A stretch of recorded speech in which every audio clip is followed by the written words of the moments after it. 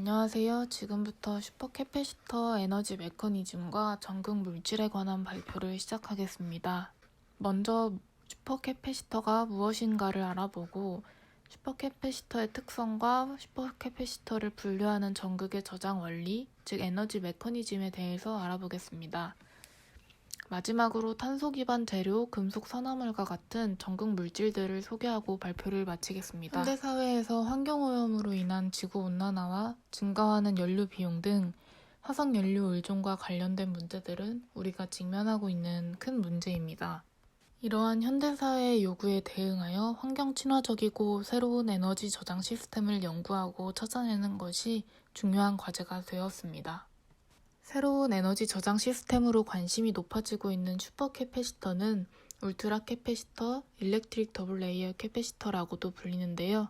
여기서 일렉트릭 더블 레이어란 1853년 독일의 물리학자 헤르만 폰 헬름홀츠에 의해 처음 도입된 개념으로 이것에 대한 자세한 내용은 뒤에서 설명하도록 하겠습니다. 캐패시터는 전하를 저장하는 장치이며 전기, 전극, 전해질, 그리고 두 개의 전극을 정기적으로 분리하는 분리기로 구성됩니다.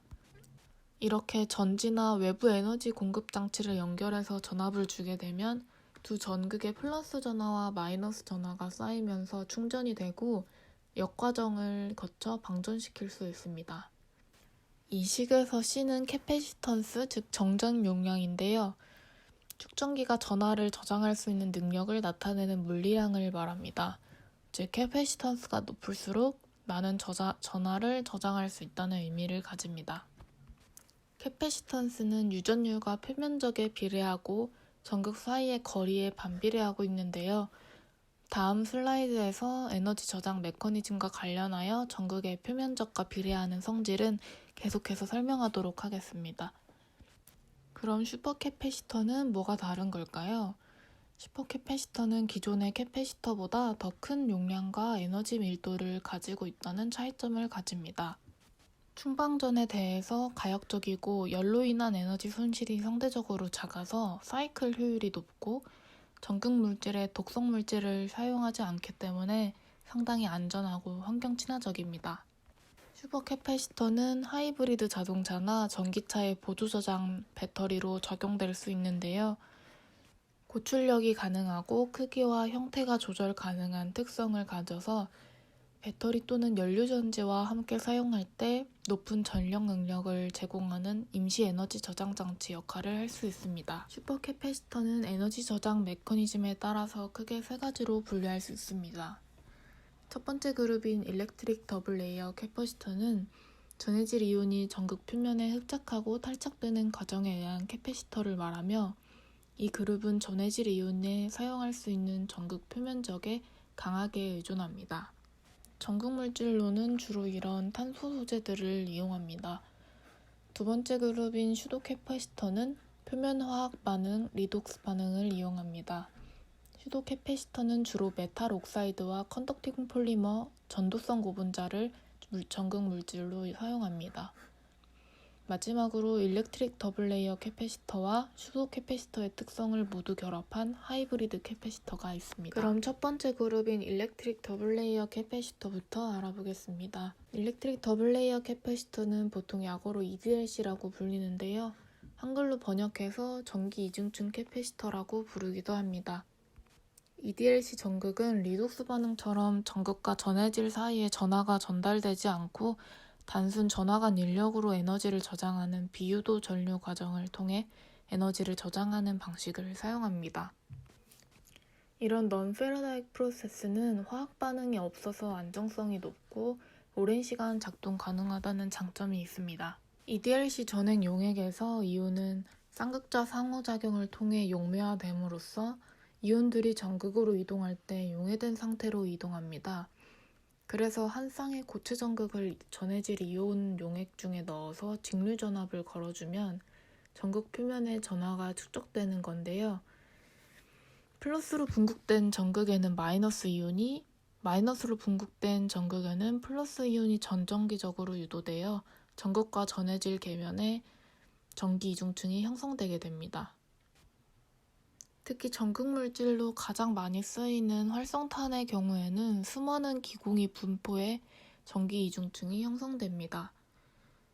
따라서 전기 이중증 캐패시터는 전해질 용액을 사용하지만 에너지가 탄소 구멍에 저장되어 정전기 캐패시터나 전해질 캐패시터에 비해서 예외적으로 높은 정전 용량을 보여줍니다.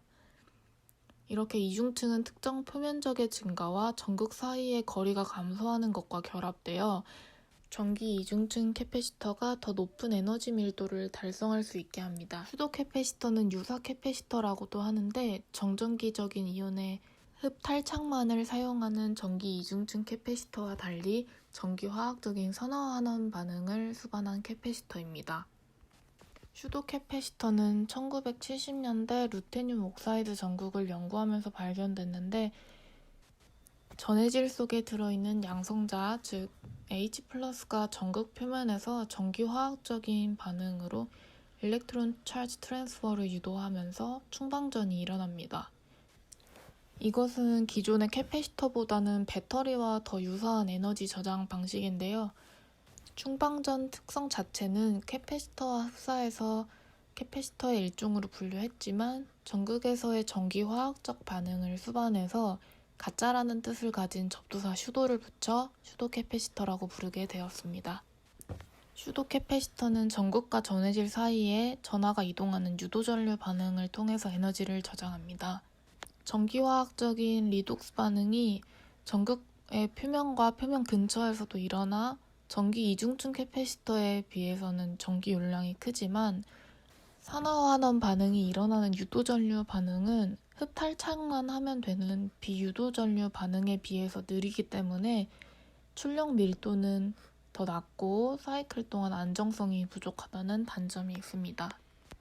마지막으로 하이브리드 캐패시터는 전기 이중층 캐패시터와 유사 캐패시터의 특성을 모두 결합한 캐패시터입니다. 한쪽 전극은 전하 이동 없이 전하 축적만 하는 EDLC 방식을 이용하고 다른 쪽 전극은 리독스 반응을 수반한 표면에서 반응이 일어나는 슈도 방식을 이용하는 비대칭 전극으로 전기 이중층 캐패시터와 유도전류 반응 메커니즘이 동시에 일어날 수 있어서 전기 이중층 캐패시터의 출력 밀도는 유지하면서 에너지 밀도를 향상시킬 수 있습니다. 전극 재료 선택은 슈퍼캐패시터의 전기적 특성을 결정할 때 가장 중요합니다.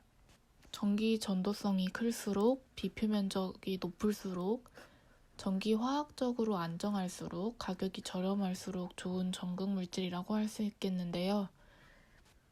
다양한 형태의 탄소 재료는 슈퍼캐패시터 제작에서 가장 많이 사용되는 전극 재료이며 전기 이중층 캐패시터의 가장 유명한 전극 물질입니다.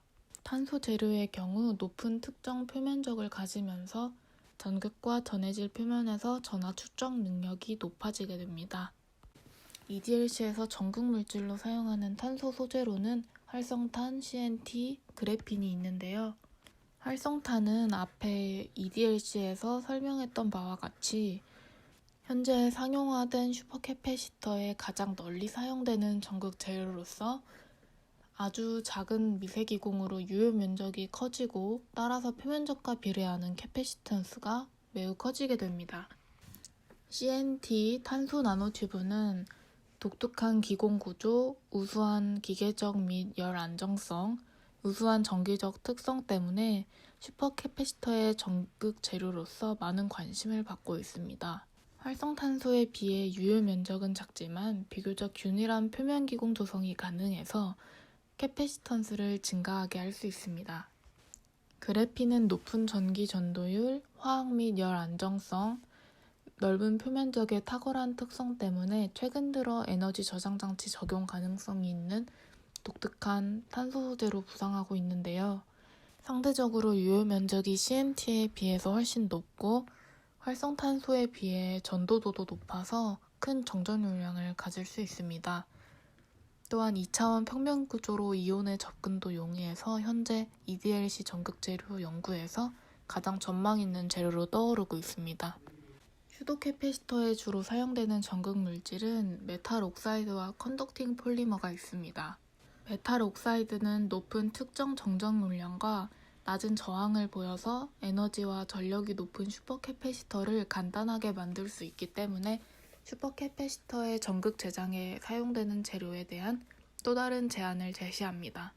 일반적으로 사용되는 메탈 옥사이드의 경우 니켈 산화물, 이산화루테늄, 산화망간, 산화이리듐 등이 있고 가장 많이 연구되는 것은 루테늄과 망간 산화물입니다. 전이금속은 여러 산화수를 가져도 안정하기 때문에 슈도캐패시터의 리독스 반응에 적합합니다.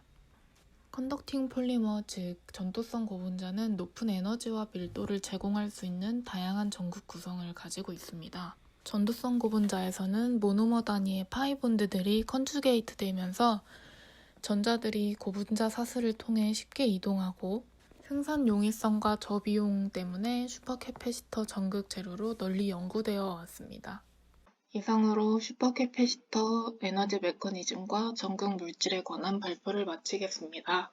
감사합니다.